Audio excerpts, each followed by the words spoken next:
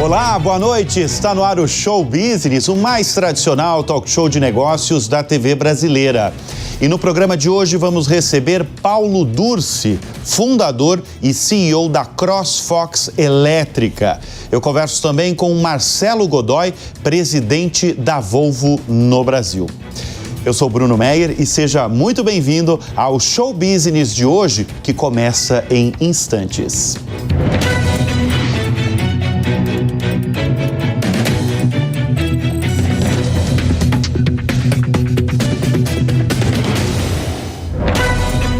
Ele começou como ajudante de um bar aos 8 anos de idade. Hoje é dono de uma companhia que se tornou referência no mercado em um produto específico, mas de grande importância para vários setores, mas, por exemplo, o setor de construção, que é o produto fios e cabos elétricos.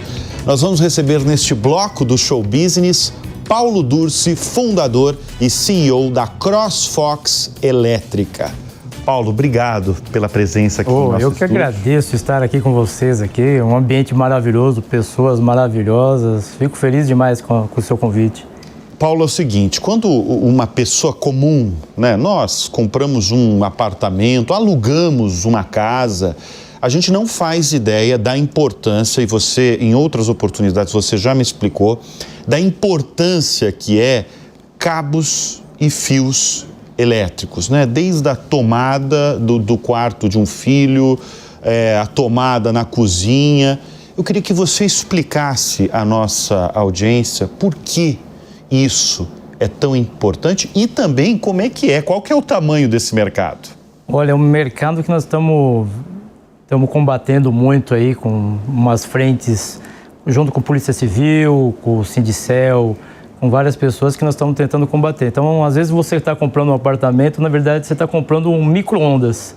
Você pode estar ali naquele seu apartamento e em qualquer momento pode pegar fogo ocasionado por um fio que você comprou, quer dizer, você nem sabe o que está comprando, né? Na verdade, quem tem que estar tomando um pouco mais de cuidado, e nós estamos levando isso para as grandes construtoras, que elas têm que fazer uma análise criteriosa, identificar quais são as empresas que estão dando importância para isso. Isso é muito válido hoje. Então, hoje nós temos alguns meios, e no site mesmo da própria Sindicel e da Qualifil, onde você vê as empresas que estão prontas para atender esse mercado. Então, muitas vezes, a pessoa que está comprando esse material nas construtoras, elas não sabem o que estão comprando. Então, hoje nós estamos levando para elas entenderem a grande importância delas comprarem um material com qualidade. Porque hoje aqui, principalmente aqui em São Paulo, na Zona Leste, tem umas 20, 25 fábricas que trabalham só para fazer esse tipo de material informal, que é o material mais barato, é um material Eu logo ia imaginar, as construtoras que optam por um fio, por um cabo, de menor qualidade, é por conta de custo, né? Por conta de baixo custo, mas lá no final pode colocar em risco a vida de uma família, né? O que acontece, assim, em caso extremo de um apartamento, de uma casa, que o dono nem está sabendo, porque, como eu falei, a pessoa comum não sabe quando compra um apartamento, que tem instalado um fio ou um cabo elétrico de baixa qualidade? Nós estamos fazendo esse trabalho nas próprias construtoras, né? Que ela que tem que começar já a ter essa conscientização de que ela está comprando um material equivocado. Então, quando você entra num apartamento, dificilmente uma pessoa vai entender que aquele apartamento está com algum tipo de material que não é de boa qualidade. Você confia nas empresas, você confia nas construtoras. Então, nós estamos fazendo um trabalho junto com as construtoras para elas entenderem que ela tem que melhorar a compra dela.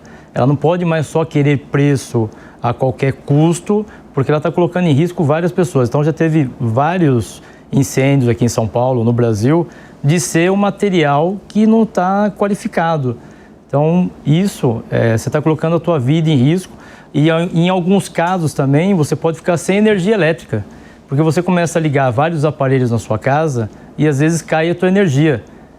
Você uma vez me falou, então, na verdade, o risco máximo, além da queda de energia, né, que pode ficar por horas, é o incêndio, né? Sim, o incêndio de um apartamento. E o pior ainda é a vida, né, das pessoas que estão ali dentro. Você, certa vez, me falou algo que me marcou muito e eu adoto na minha casa, que é o seguinte: você nunca mais coloca vários produtos na mesma tomada. É isso? Exatamente. Por que não se coloca? Porque se você está com, digamos, que você está com material... É que para você é básico, mas para nossa audiência, eu não sabia disso. Que hoje você vai ligar vários aparelhos hoje, se aquele material, aquele cabo que você está ali na tua casa não for de uma qualidade boa, ou dependendo se eles trocam o material que é cobre, colocam um alumínio, que ele vai pegar fogo muito rápido. Então, se você coloca um celular, coloca outros equipamentos na mesma tomada, aquilo vai ocasionar um incêndio, com certeza, porque ele não vai aguentar. Em algum momento, sim, porque a temperatura daquele material, ele vai começar a energia, a hora que tiver muita carga de energia, ela a tendência é pegar fogo. Isso se não estiver pronto, se você não tiver um disjuntor de acordo para o disjuntor cair e parar, aí vai cair energia. Então, tem vários aspectos, vários itens que você tem que tomar vários cuidados. Então, se você colocar muitos aparelhos numa tomada só, pode ocasionar sim, se você não tiver com um produto de qualidade. Por que o Brasil não enterra os fios elétricos? O Brasil ele não enterra por as questões que até já comentei com você também, que é muito os roubos de cabos. E se você for fazer esses aterramentos no chão, fica muito mais fácil para estar tendo os roubos. E também tem um outro cuidado também, que são as companhias de gás. Então, se ela não tiver com a planta toda certa, de onde estão aqueles cabos enterrados, pode ser que uma pessoa, na hora que estiver querendo achar onde que está os canos de gás, alguma coisa, ou quebrar alguma rua, pode ser que ela danifique os cabos que estão ali embaixo. Mas você sabe que tem muito projeto, você acompanha isso, tem muito projeto para aterrar. E tem cidades brasileiras e fora do país ainda mais, quando a gente visita, né, vai para o exterior, você vê cidades capitais com tudo aterrado, né? E você chega numa cidade como São Paulo e você vê aquele emaranhado de fios que é vergonhoso. É vergonhoso, né? Por que projetos não vingam numa cidade como São Paulo? Estou falando desse quesito aí, de aterrar o fio. Exatamente, como a facilidade do roubo aqui no Brasil fica muito prática, o pessoal que acaba fazendo os roubos e os receptadores, eles acabam aceitando esse tipo de material, fica muito fácil para eles, porque você não tem uma polícia que consegue acompanhar todos esses meios para combater o roubo. Então, hoje aqui no Brasil, a gente sofre demais até com os roubos de fios e cabos, demais com isso. Você tem que estar contratando segurança, você tem que estar colocando câmeras, seguro. Então, quando você vai colocar esses cabos, em alguns condomínios aqui em São Paulo, você já vê que são aterrados, mas são lugares fechados, onde dificilmente você vai ter um roubo de cabo, porque você tem uma segurança privada que está cuidando do seu bem. Então fica muito mais seguro. Mas agora quando você vai para a capital, e mesmo hoje tendo esses cabos que estão todo em vias, eles ainda sobem com escada, tentam roubar os cabos e tudo mais. Ainda você não tem essa segurança toda no Brasil, né? Deixa eu falar da CrossFox Elétrica, porque eu apresentei como uma produtora de fios e cabos elétricos, mas na verdade vocês vocês fabricam esses fios e cabos elétricos e fazem a distribuição. E quando eu falo de distribuição num país como o Brasil, e com todos os convidados que passam por essa cadeira, dos mais variados setores, eu sempre questiono distribuição. Porque uma coisa é você distribuir num bairro de São Paulo ou numa zona de São Paulo. Outra coisa é você distribuir num país como o Brasil. É o mais difícil no seu trabalho? É um dos mais difíceis, sim, porque a logística aqui no Brasil ela é bem complexa, né? As estradas nossas e ainda o tipo de material nosso, como é muito visado, então você tem que trabalhar com uma segurança, não é só o caminhão que você tem que estar se preocupando com a segurança, tem que estar se preocupando com a segurança do material, então muitas das vezes ainda vai escolta com os nossos materiais. Hoje a CrossFox ela tem uma frota própria exatamente para evitar qualquer transtorno até o cliente, porque o prazo de entrega ele é muito, para os nossos clientes é o principal. Você deixar uma obra em atraso, isso requer um prejuízo muito grande para os nossos clientes. Então a confiança e a data de entrega requer muito no nosso trabalho. Então nós temos hoje caminhões, carretas, que a gente consegue fazer um trabalho de rastreamento até chegar o produto do nosso cliente. Mas é um trabalho muito complexo aqui no Brasil, a logística. Quais os setores que vocês atendem hoje? Hoje nós trabalhamos muito com a construção civil, trabalhamos muito com a energia. Uma das coisas que mudou muito as características da CrossFox foi o pessoal de energia limpa, eólica, solar, as subestações. Isso foi um diferencial muito grande para a CrossFox.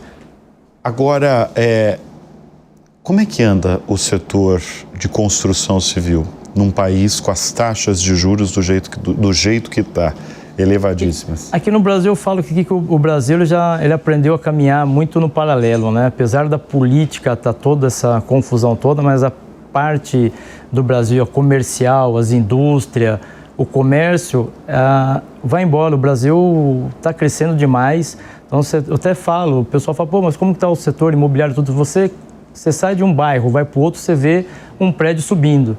Você está vendo várias construções. Então, o Brasil, agora ainda, eu falo para todos, se o Brasil fizer a lição de casa, tivermos menos corrupção, todo mundo está alinhado, todo mundo está se unindo, parar daquela preocupação, será que fulano vai morrer, será que o outro vai morrer?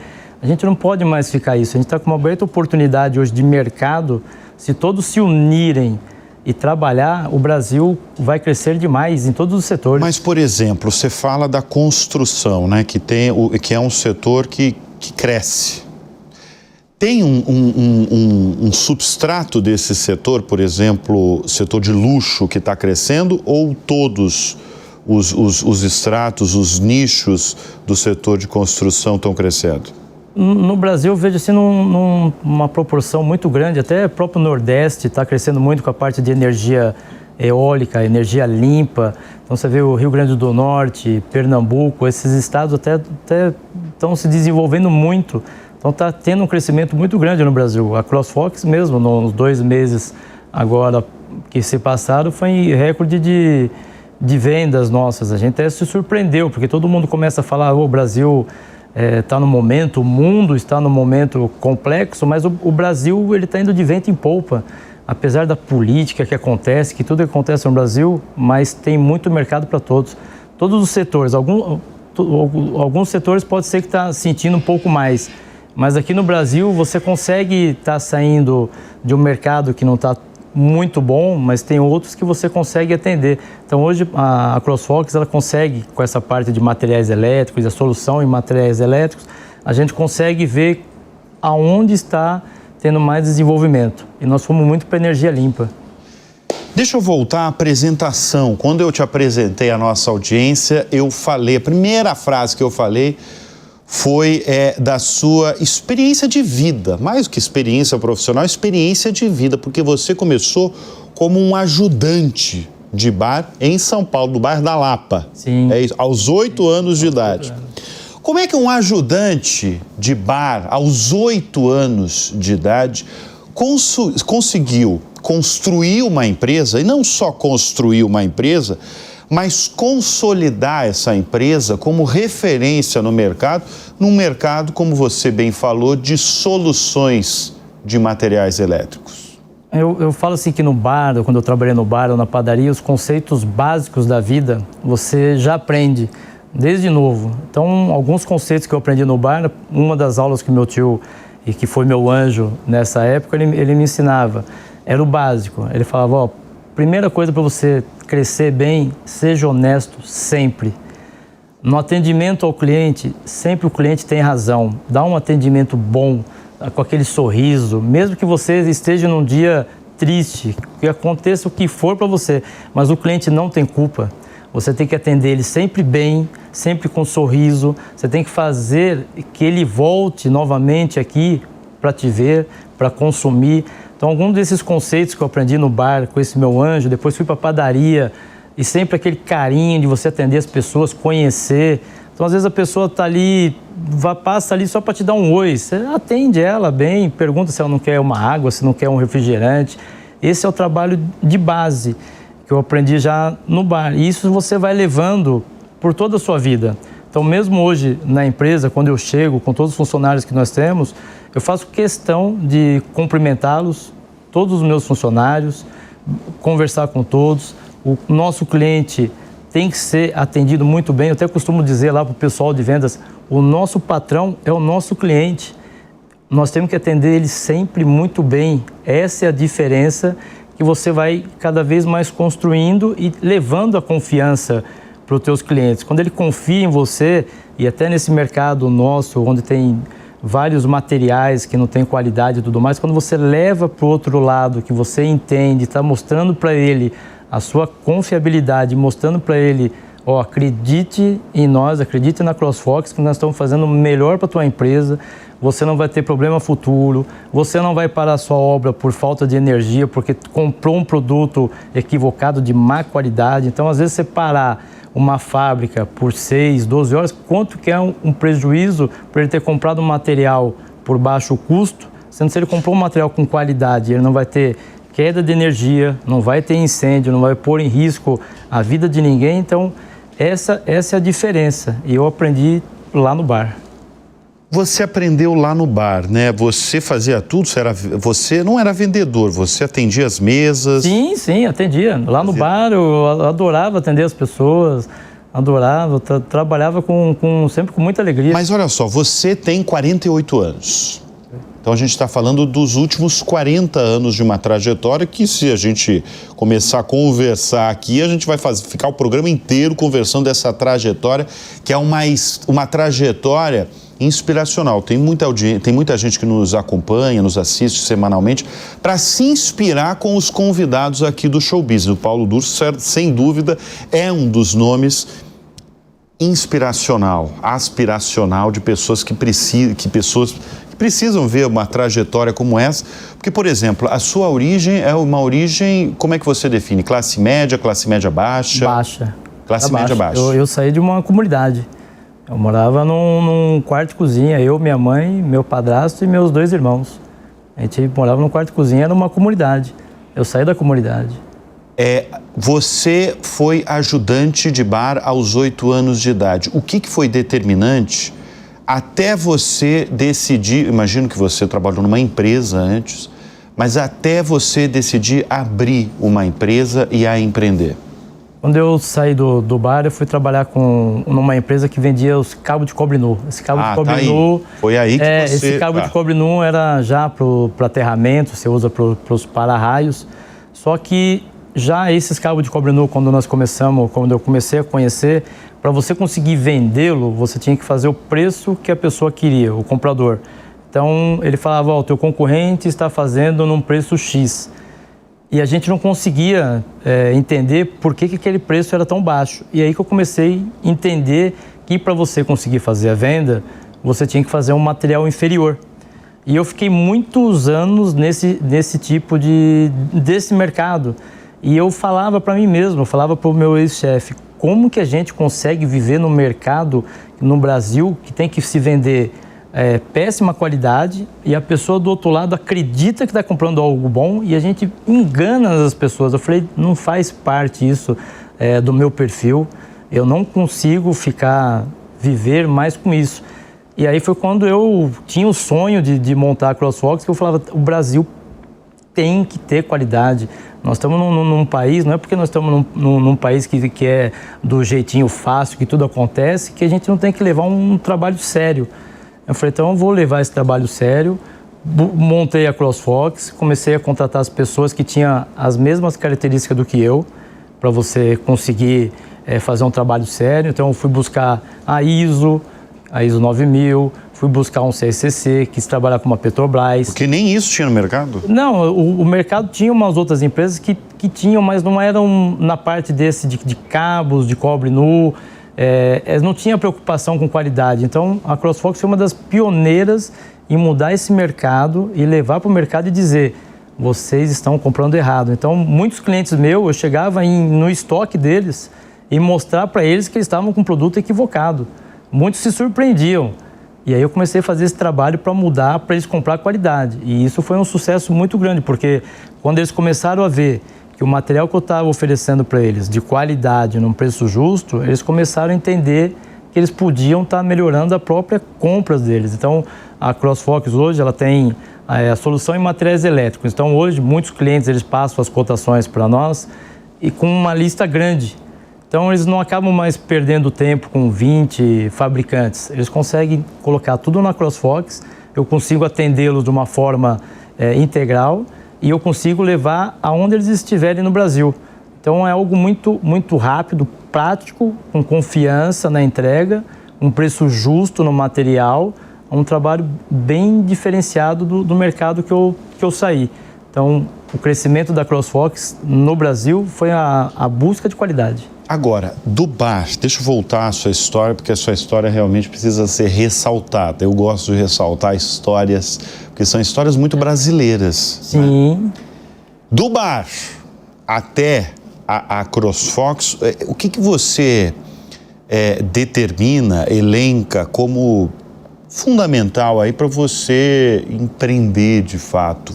Você teve muita ajuda?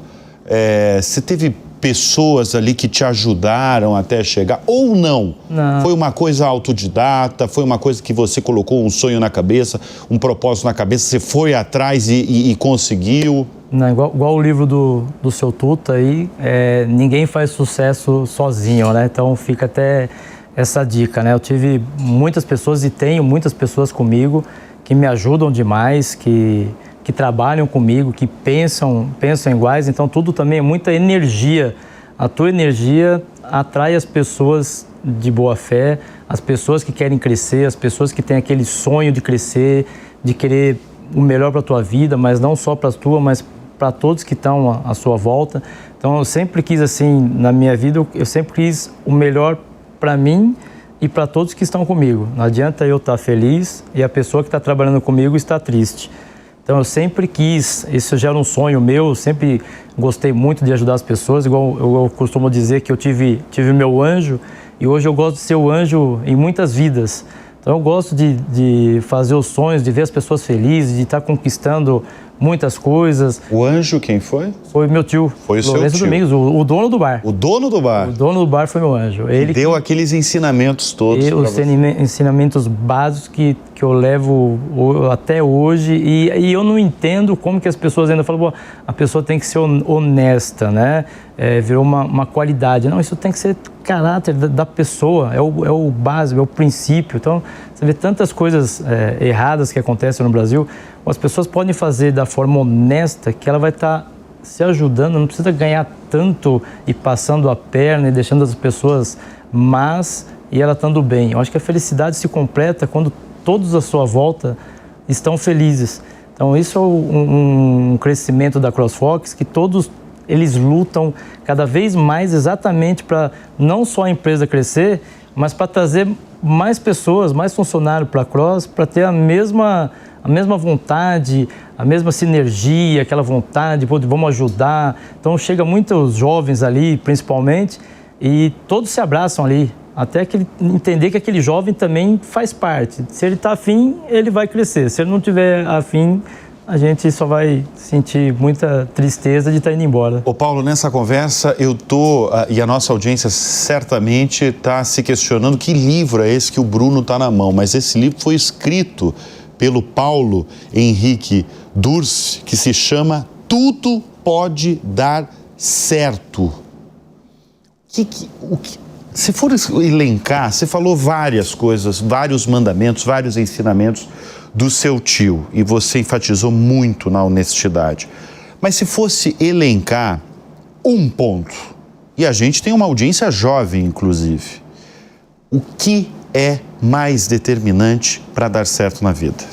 Estudar e trabalhar. Até o meu tio, o meu anjo, ele falou para mim, ele falava assim, ô Paulo, ele falava, Paulinho, para você dar certo na vida, são 3 coisas que você tem que fazer. A primeira, trabalhar.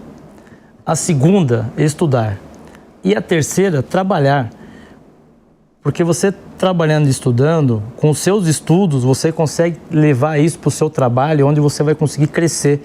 Então, quando meu tio falou isso, que eu tinha que estudar, que eu tinha que ler, tinha várias vezes que, quando eu ia para a escola, chegava a hora do intervalo, eu não queria jogar bola, eu queria ler, eu queria estudar, eu queria sair de onde eu estava, na comunidade, não aceitava aquilo para mim. Eu falava, não é porque eu nasci aqui na comunidade que eu vou ter que morrer nessa comunidade. Eu posso conseguir coisas melhores. E foi o que aconteceu. Então, do meu tio ali no bar, eu falo, os princípios continuam. Eu continuo trabalhando, continuo estudando e continuo trabalhando muito. Então, até costumo falar muito do Antônio Hermínio de Moraes, que é uma das biografias que eu li, e eu segui muito, porque a vida dele era muito trabalho, é muita dedicação para você conseguir conquistar as coisas na vida, né? Que delícia, hein, de papo, e que bom a gente se deparar. Toda semana a gente recebe aqui as maiores lideranças do país, que eu gosto de falar. E toda semana a gente aprende com os grandes empresários brasileiros, empresários que fazem essa economia girar. Mas eu confesso que eu estou impressionado com a sua história de vida mesmo e o que você construiu nesses últimos 40 anos, que eu não vi de nenhum convidado aqui. Então, na verdade, eu quero até, inclusive, parabenizar essa trajetória mais do que notável que você teve. Eu falo os últimos 40 anos porque tudo começou lá no bar. No bar. Pode falar o nome do bar. Qual que era o nome do bar? O bar era Cláudio Valderiz, era o nome da minha tia e do meu primo. O meu tio passou o bar para eles, o seu Lourenço, e passou o bar para ambos. Ô Paulo, eu vou fazer a pergunta que eu faço para todos os convidados aqui do programa, que é a referência. Porque quando a gente faz essa pergunta, a gente quer, de alguma forma, ver a persona que está aqui. Através das referências, em geral, a gente consegue ver, traduzir aí as pessoas, as personalidades que passam por essa cadeira. Quem são as suas referências? Você pode falar da vida? Da vida eu já imagino quem é. Minha referência foi o meu tio, né? O seu tio, lógico, exatamente. Sem dúvida, foi meu anjo. Algumas vezes. Mas eu estudei algumas biografias e tive até o privilégio de conhecer Antônio Hermínio de Moraes, Abílio Diniz, e agora recentemente uma pessoa que eu estou aprendendo demais e toda vez que tem alguma coisa no lead é o João Dória. Ele é de uma maestria, é de uma simplicidade. Eu aprendo demais com ele porque ele não se preocupa só com o evento dele, ele se preocupa com todos.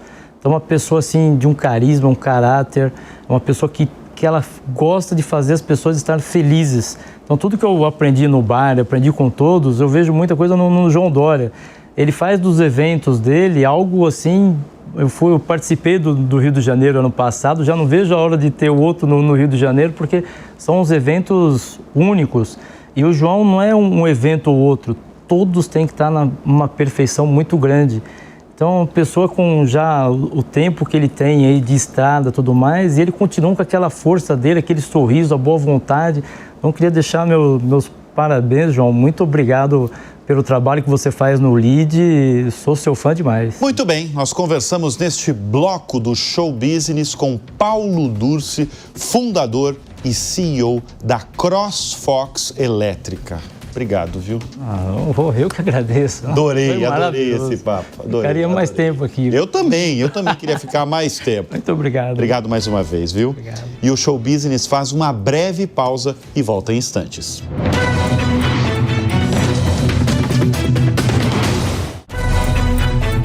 Ele é formado em economia e tem mais de 25 anos de experiência no setor financeiro. Mas ele não trabalha nem em banco, nem em corretora atualmente. Aos 44 anos, Marcelo Godoy é o CEO da Volvo no Brasil e é com ele que vamos conversar neste bloco no Show Business. Marcelo, obrigado pela presença aqui em nosso estúdio. Obrigado, Bruno. Obrigado pelo convite, é um prazer. Ô, Marcelo, é o seguinte, a Volvo é uma das empresas que mais investe em eletrificação no mundo. No entanto, ela anunciou a desistência do plano de vender apenas veículos elétricos até 2030. O que aconteceu? Basicamente, foi um ajuste da nossa expectativa com o crescimento do carro elétrico a uma demanda do consumidor. isso não muda em nada a estratégia da Volvo no longo prazo. Se você olhar as entrelinhas das informações, o que fica também é que hoje a Volvo se colocou um compromisso de vender somente 10% de carro não elétrico até 2030, e ela se ajustou a uma demanda dos clientes. E ela colocou no final do dia que existem outros pontos a serem sanados, melhorados, para o cliente ficar confortável em comprar um carro elétrico. E é sabido que ainda existe uma questão grande com a questão de carregadores, valor residual dos produtos. E essa construção ela vai vir conforme o tempo. Você está falando de demanda do cliente, né? A gente já recebeu outros presidentes de montadoras aqui no Show Business e tem alguns otimistas, muito otimistas, e tem outros realistas, nenhum pessimista. E alguns falam nessa demanda do cliente, que é isso que você está falando neste momento. Como é que está, afinal, a demanda do cliente? Eu posso falar globalmente, mas eu posso falar muito pelo Brasil. A demanda por carro elétrico ela continua superaquecida. A Volvo vem batendo recordes de venda de carro elétrico no Brasil. Por exemplo, a Volvo Brasil já está na estratégia global esse ano. A gente já vende 53% dos nossos carros elétricos. Hoje, o segmento que a gente atua, que é o Premium, a cada 10 carros, 8 são Volvo. Então, existe uma demanda dos clientes. Outros competidores chegaram ao Brasil e a gente vê o sucesso de vendas também. Então, existe a demanda por um carro elétrico. O que precisa, e aí a gente acredita muito, é a iniciativa privada fazer os investimentos em carregadores, quebrar um pouco o gelo que ainda existe para alguns clientes do carro elétrico. Agora, tem alguma possibilidade do Brasil antecipar essa meta aí que vocês têm de 100% de elétricos a partir de 2030? Como eu disse, o Brasil, a meta da Volvo era 50% de carros elétricos em 2025, a gente já tem isso esse ano, então a gente vem a passos largos para sim caminhar cada vez mais para a eletrificação 100%.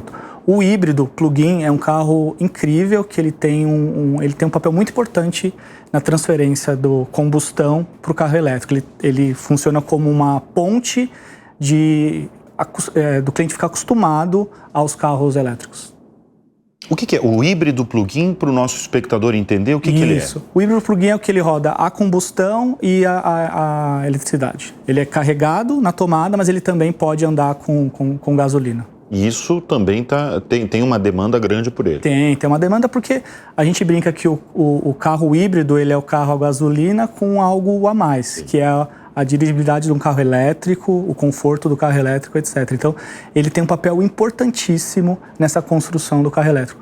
Por exemplo, hoje, muitas montadoras já trabalham com o plug-in e existe a possibilidade de plug-in a álcool, outras possibilidades, mas já caiu muito no gosto do cliente. Você falou em infraestrutura, né? E eu falo sobre a eletrificação do setor automotivo, de carros elétricos há alguns anos. E eu lembro que eu sempre falava que o grande empecilho no Brasil é a infraestrutura, né? Onde carregar esses carros. Se eu quiser sair, por exemplo, de São Paulo, onde nós estamos gravando este programa, e ir para Curitiba e para Goiânia, como é que faz? Em que passo está? Só que teve uma evolução, né? Quando eu comecei a falar disso, teve uma evolução evidente e eu sei que a empresa ajudou nisso, até porque vocês têm um projeto relevante nesse quesito. Como é que está a infraestrutura hoje para os elétricos no Brasil? A gente entende que a infraestrutura é um investimento que deve ser privado das empresas que têm algum relacionamento com o carro elétrico. Seja uma montadora, seja uma empresa privada. Nada de governo? Nada de governo. A gente entende que alguns subsídios já foram dados de forma coerente para todas as indústrias que quiseram importar carro elétrico.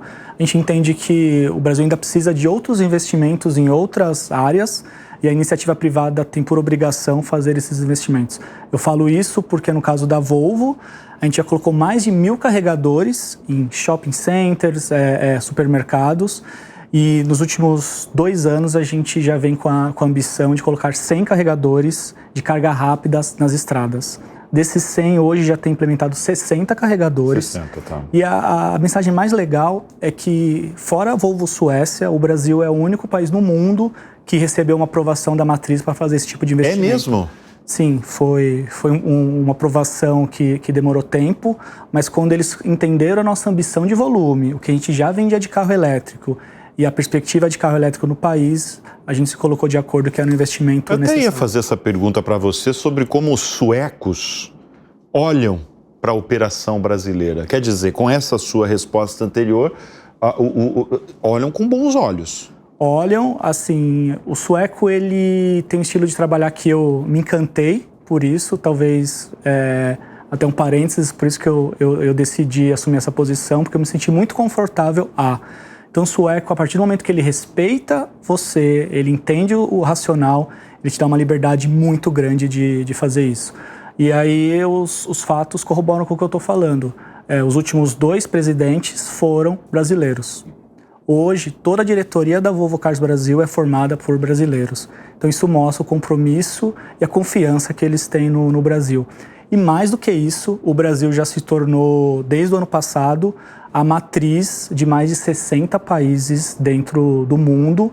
Então hoje, a unidade do Brasil, sob o comando do Luiz Rezende, cuida de 60 países aqui do Brasil. Então a gente vê um brasileiro, um latino-americano, cuidando de 60 países em nome da Volvo Global, assim como toda a diretoria. Então, é motivo de orgulho e mostra a confiança que o sueco tem no brasileiro. Você falou que a montadora já colocou 60 eletropostos no Brasil. Elas estão em quais estados, quais rodovias? Vocês pretendem atingir todas as regiões do Brasil? Sim, é uma boa pergunta. Quando a gente imaginou a expansão desses carregadores, a gente pensou em fazer realmente o Brasil todo. Então, para você ter uma ideia, dos 60 carregadores, existem 25 hoje que estão na região norte e nordeste. Então, é algo que deixa a gente bastante orgulhoso, porque a gente começou com a região sul-sudeste e a gente foi crescendo para o país. Então, começou sul-sudeste porque tem mais demanda? Isso, até por conta de implementação, a gente começou aprendendo como faz isso, porque imagina, o nosso DNA é de vender carro. A gente começou em algum momento internamente com uma equipe colocando carregadores nas ruas. Então a gente precisava ter algo mais próximo para entender como funciona isso. E aí a gente conseguiu a aprovação e a gente está populando o Brasil de carregadores.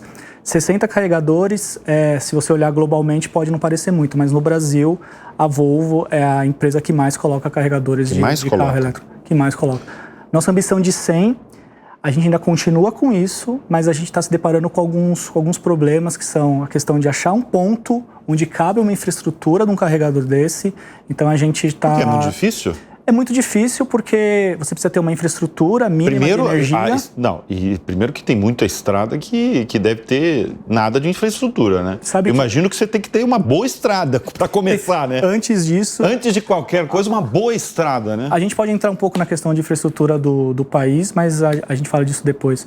Mas assim, a gente fez um trabalho que a gente foi a campo... Mapeou. Com uma equipe de mais de 100 pessoas, mapeando as estradas e mapeando os locais onde poderia ter um carregador Volvo. E, de novo, existe um mínimo de qualidade que a gente entende que ela seja apta para o nosso cliente. O que eu digo? Você pararia com a sua família lá, é um lugar para ter um carregador, aí a gente instala um carregador. Tem que ter com segurança, né? Segurança, todos são monitorados por câmeras, a gente privilegia pontos onde tem um restaurante, onde você possa parar com segurança, porque isso pra gente é não negociável com os nossos clientes. Você acaba, Marcelo, de ser empossado como presidente da ABEIFA.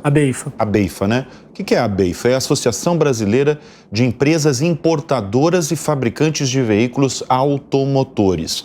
Qual que é o maior desafio do setor hoje? O maior desafio do setor é a gente desvincular a questão do carro importado como sendo algo de nicho ou algo de acesso a poucas pessoas. De fato, Mas qual que é a grande beleza de um veículo importado? Para mim são duas. Primeiro que a maioria das montadoras que hoje tem fábrica no Brasil começaram importando o carro para entender o mercado veio uma demanda, criou uma fábrica. Isso para mim é importante. É um momento que você precisa ter uma proteção para os importadores. E o segundo, que para mim fica a beleza disso tudo, é que quando o cliente é exposto a um carro importado, ele vê ali algumas características que ele vai cobrar de um carro não importado. Ponto de vista de segurança, tecnologia. Então, a abertura de mercado, ela traz um conhecimento para o cliente para cobrar os carros não importados, do ponto de vista de qualidade. Com isso, a gente sobe a régua para todos.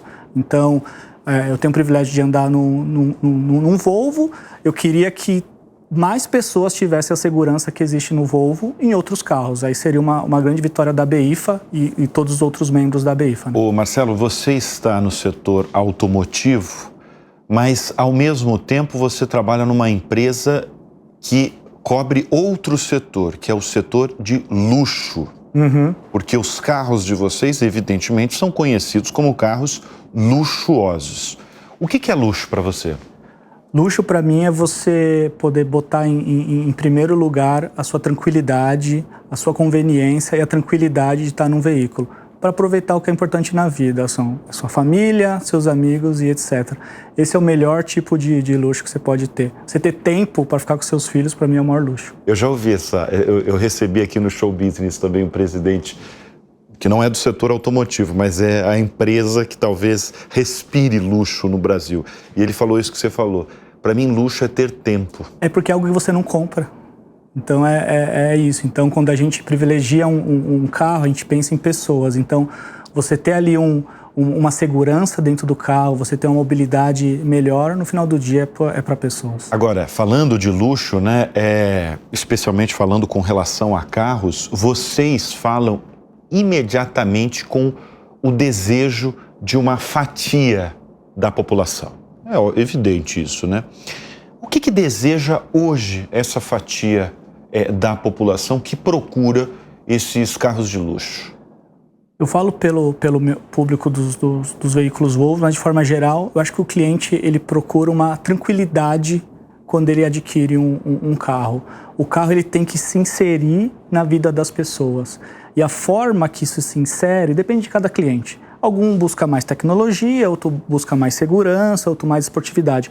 Mas no final do dia, isso converte em ter tranquilidade com algo que você esteja comprando. Você compra um carro super premium, você está buscando uma tranquilidade. E fica difícil você definir o que é segurança e o que é tecnologia. Eu vou dar um exemplo do nosso veículo, o EX30, que foi um veículo que a gente lançou há pouco tempo. Se você entra no carro e você coloca ali no direcionador de rota do ponto A ao ponto B, ele vai te dar exatamente quanto de bateria você vai chegar nesse local. Fora isso, ele te dá opções de carregadores. Então, isso é tecnologia ou é segurança? De você estar com a sua família, estar com seus filhos no carro e você saber que você vai chegar exatamente com aquela quantidade de bateria. Isso outros veículos não têm. Para mim, é tecnologia, é segurança, mas no final do dia é conforto para o cliente. Mas o brasileiro, há muitos anos atrás, ele era muito conhecido no setor automotivo que ele gostava de carros bonitos, ou seja, o design era importante. Eu acredito que, na verdade, isso ainda é. Entendeu? Eu acho que o brasileiro gosta de carros bonitos, gosta de um design bonito. Mas se for elencar, isso eu acho que talvez mudou um pouco, porque também as pessoas querem muitos carros conectados, né? Isso. De você chegar dentro do carro e o carro basicamente já entender você, entender a sua música, entender o seu gosto, as suas preferências. Na escala ali entre as três preferências do desejo do consumidor de carros, o que você observa? Eu acho que a tecnologia ela vem subindo muito no ranking e hoje a gente pega... Carro tecnológico. O carro tecnológico, porque hoje a vida está mais tecnológica. Depois do celular, do advento do celular, quando você abre o seu celular, você fica confortável, você fala, esse é o meu celular.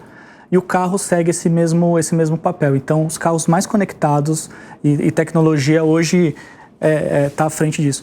E por que a gente acha que o carro elétrico leva vantagem com isso? Porque a plataforma de desenvolvimento do carro elétrico, eu já consigo embutir algumas tecnologias.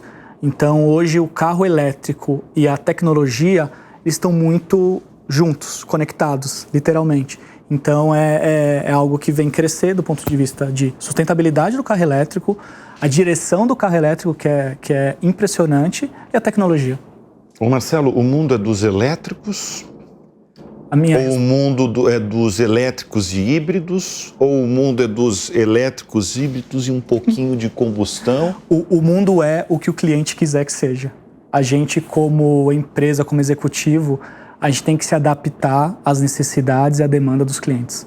Não o inverso. Eu não posso empurrar um carro para o cliente porque eu estou vendendo algo que eu tenha produzido ou que eu já tenha investido para produzir. No final do dia, quem direciona isso é o cliente. Isso em qualquer setor, né? Em qualquer setor. E o nosso, quem entra num carro elétrico e dirige o carro elétrico, ele sabe que ele está em outro tipo de produto, ele sabe que ele está em algo muito mais tecnológico, ele se sente mais ambientado hoje no carro elétrico versus o que ele tem no celular, versus o que ele tem na casa dele. Isso não Volvo, acho que todas as empresas de carro elétrico. Então ele veio para ficar.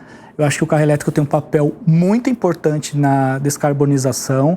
Eu acho que o carro ainda é o meio de locomoção que veio para ficar. E se a gente brigar forte por essa pauta de descarbonização e o carro ser um elemento para isso, a gente consegue atender todas as demandas e o carro passa de vilão para algo que seja positivo. Marcelo, como um economista com mais de 25 anos, você já é jovem, então você começou cedo. Eu comecei a trabalhar muito cedo. Começou a trabalhar muito cedo. Uhum. Como é que um economista com mais de 25 anos de experiência no setor foi parar nessa cadeira aí de presidente de uma montadora tão relevante aí no mundo? Primeiro é fazer as coisas com muito carinho e botar coração em tudo que você faz. E do ponto de vista mais técnico, desde que eu me formei e toda a minha carreira em finanças, eu entendia que finanças era um direcionador de negócio.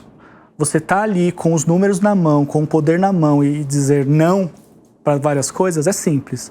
Agora, você achar um meio termo e fazer um negócio acontecer, você ser algo que habilite isso, é por isso que a gente vê muitos financeiros assumindo outras posições, porque você consegue entender até onde você pode ir, você tem uma visão mais holística. Basicamente foi o que aconteceu comigo na Volvo.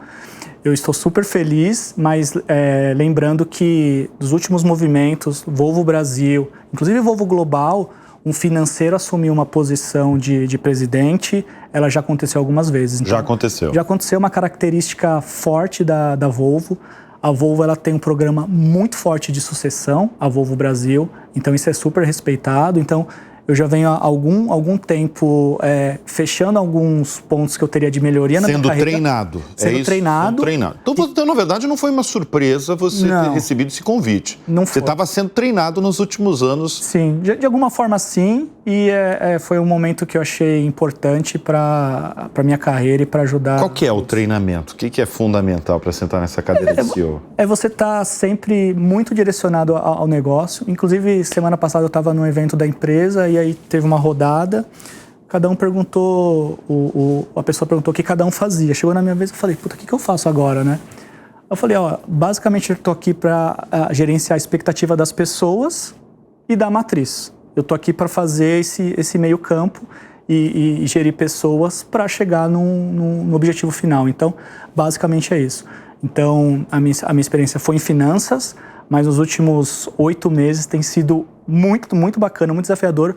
Me faz pensar porque eu fiquei tanto tempo em finanças. Mas surpreende também a sua idade, porque você é jovem, né? Eu acho que, inclusive aqui mesmo no Show Business, a gente sempre entrevista os CEOs semanalmente, e você é um dos mais jovens que eu recebi. A gente já recebeu gente, sim, de 40 a 50.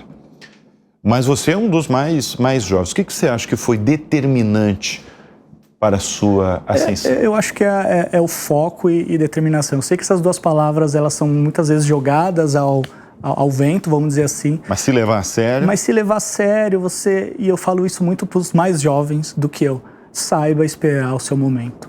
Às vezes eu fico muito chateado, essa é a palavra, porque você vê que algum movimento de alguma pessoa que você gostava na empresa, se ele esperasse mais 1 mês, 2 meses para tomar uma decisão, ele teria o que ele quer. Algo melhor. Algo melhor. Então, talvez a impaciência... E hoje acontece isso muito com os mais jovens. E as coisas não acontecem no momento que a gente quer. Então, assim, eu sempre quis muito crescer, mas nunca foi um objetivo de quero a qualquer custo. Eu fiz a minha parte, eu me preparei. E quando a oportunidade veio, eu agarrei e estou agarrando. Você percebe isso nos jovens que estão chegando no mercado de trabalho? Porque esse é um tema recorrente aqui no Show Business, dos executivos brasileiros. Eu posso até chamar de uma certa preocupação em relação esses jovens que estão chegando no mercado de trabalho. Tem gente, inclusive, que até falou sobre falta de comprometimento com o trabalho. Qual que é a sua percepção? Eu acho que existe hoje no mundo como um todo o imediatismo.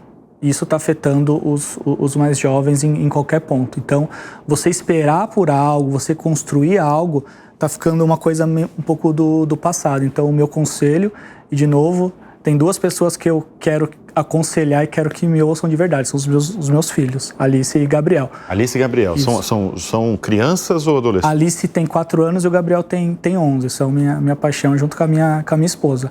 Então, assim, eu tento sempre conversar e falar pelo exemplo. Então, faça a sua parte que uma hora a oportunidade vem. E vai vir, não o contrário. Porque senão, se todo mundo forçar para ter uma oportunidade, no final ninguém teve a oportunidade.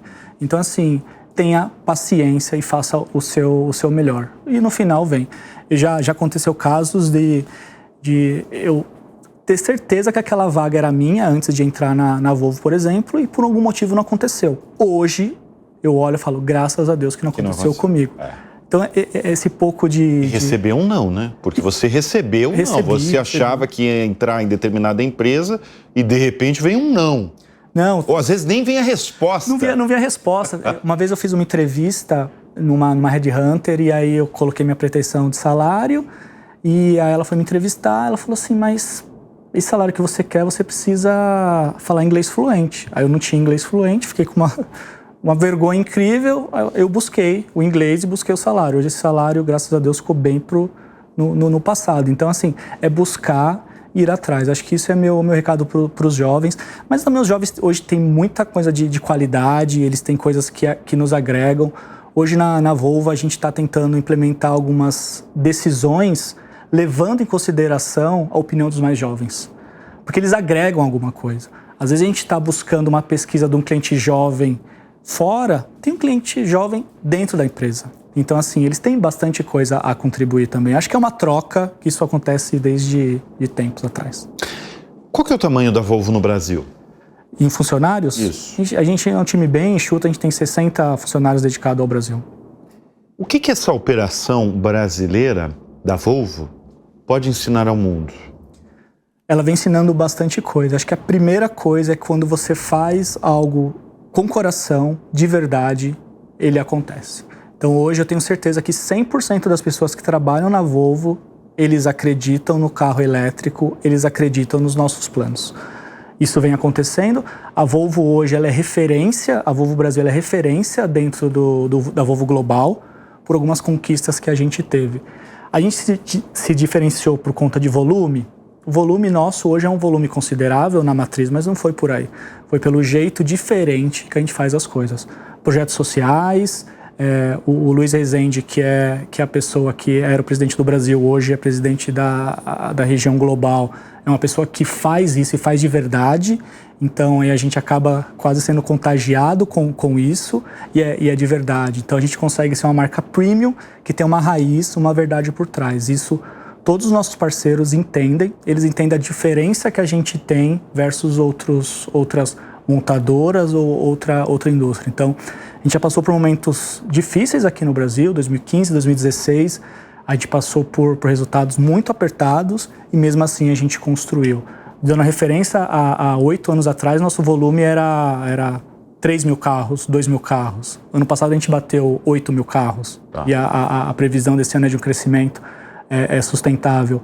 Então, assim, é fazer as coisas de verdade. 15, 16 você citou por conta de economia brasileira? Sim, se a gente fizer relembrar aqui, o PIB foi menos 3,5 e menos 3,6.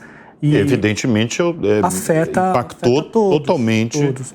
E foi um momento que a gente fez talvez as mudanças mais estruturadas da Volvo, estruturais, que levou a gente a ter o resultado de hoje. A gente conseguiu trocar toda a nossa rede de concessionários. Você imagina, num momento ruim de economia, você trazer um empresário e falar, invista na Volvo para o futuro, a gente conseguiu fazer toda essa mudança, toda essa jornada. Então, eles acreditaram na marca, na Volvo global, mas nas pessoas que estavam lá. E você sempre gostou desse setor automotivo antes mesmo? Ou você nunca imaginava trabalhar nele?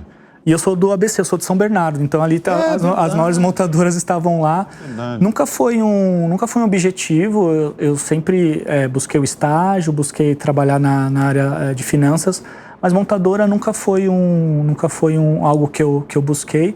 Aconteceu, eu vinha de uma indústria que eu tinha ali um período de negócios muito longo, né, concessões de 30 anos, e aí eu falei, puta, quero algo diferente para mim. Aconteceu, mudei totalmente ali. Varejo você começa devendo um mês, você tem 30 dias para fazer o mês, e acho que me adaptei bem a isso. E o que falta para o setor automotivo brasileiro ser mais competitivo? O que falta para o setor automotivo, acho que é o que falta para o Brasil como todo. Como economista, às vezes você tem muita informação, ela te gera uma ansiedade. A gente acabou de ter uma notícia que o PIB brasileiro cresceu acima do esperado.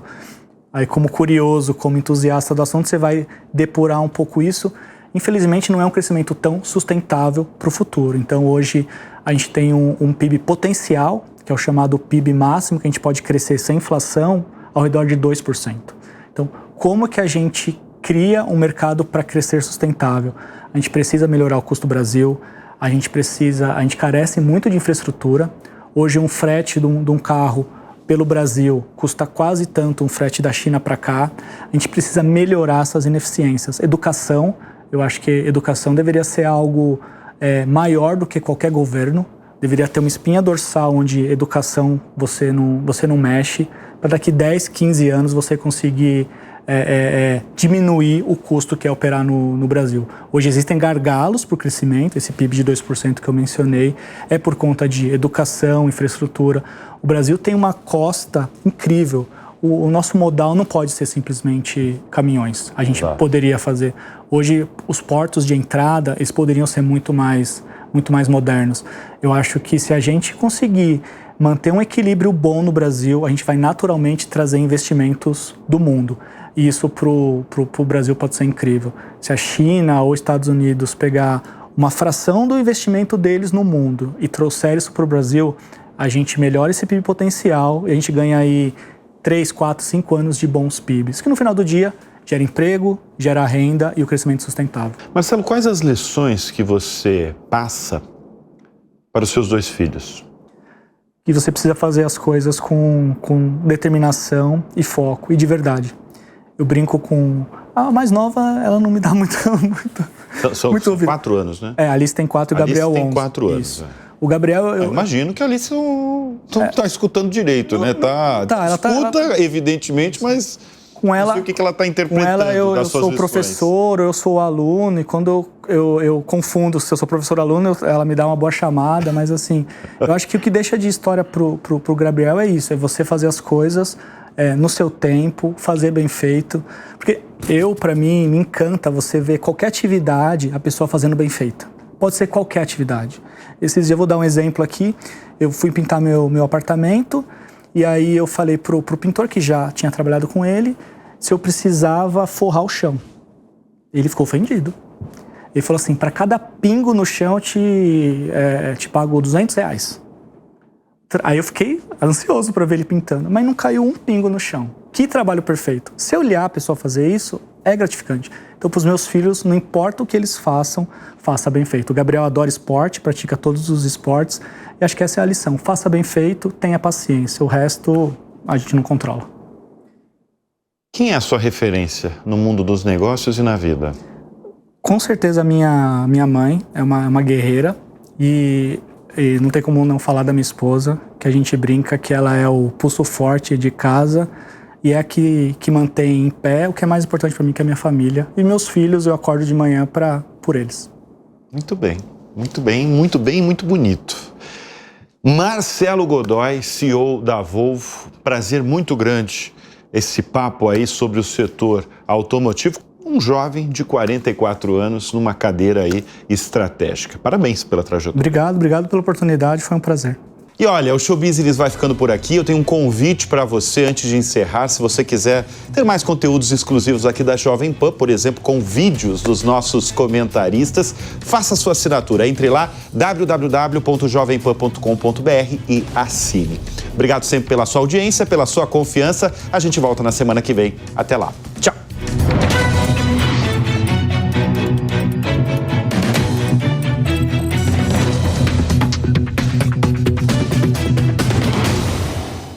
A opinião dos nossos comentaristas não reflete necessariamente a opinião do Grupo Jovem Pan de Comunicação. Realização Jovem Pan News.